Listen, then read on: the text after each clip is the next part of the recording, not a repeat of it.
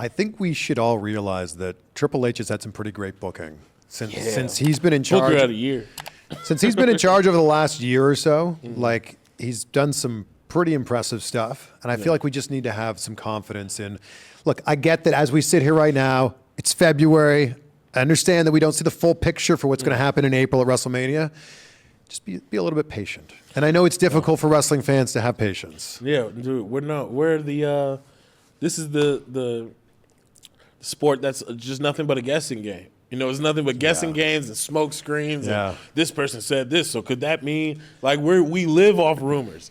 And rumors are the most impatient thing in the world. You're just trying to guess the future all day.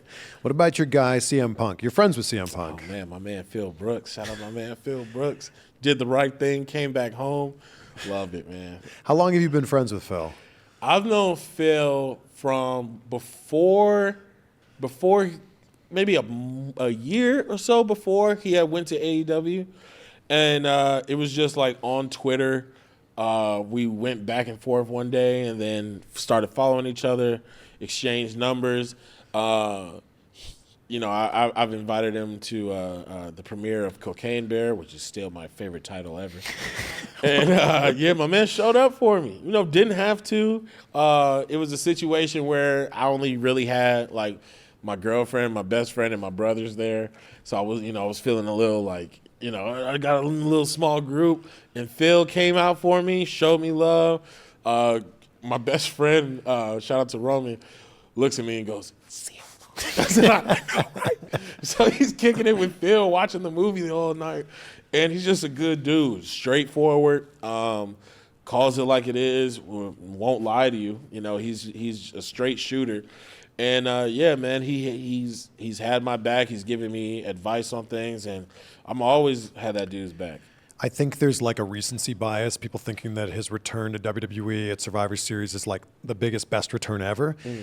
I think people really undervalue how big it was for him to go to AEW. Yeah. And for many reasons. Number one, he hadn't been doing anything in wrestling for, at that point, 7 years. Number two, that was one of the first arena shows with a full capacity audience after the world had been shut down for like a year and a half. Yeah. And to have an entire sold out audience that were just like clamoring for something, like waiting for a moment. And then his music hits to start the show. Oh, my God. And I think that is lost. That context is lost now 3 years later. I mean, it's always going to be the thing about the WWE, AEW fandoms. WWE got more fans, so they're going to push the narrative a little bit easier. AEW, when Punk went to AEW, that was my first time watching, going, oh shit, like they hear it for real, and it was it was amazing. It was good to see him. I sent him a text the night he went, and obviously things took a turn. But it was still great to see. It was great to see the electricity in the air when he showed up.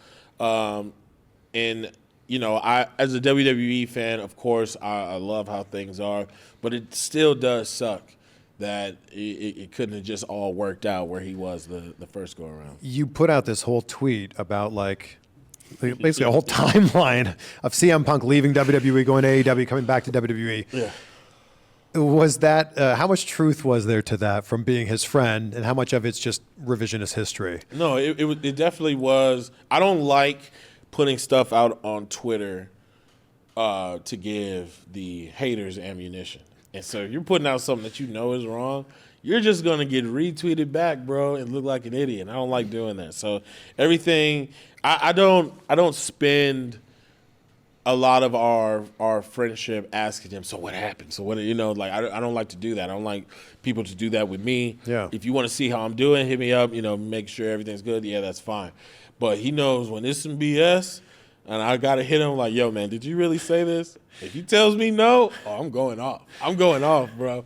And it's something that I have to work on when I see people just lying on my guy. And I have to stop myself from going off how I really want to, which is to let you know that the tweets that I do put out are me trying to hold back. or me trying to stop myself. It's just funny. It's funny to let people be wrong, but it's even funner to swat flies.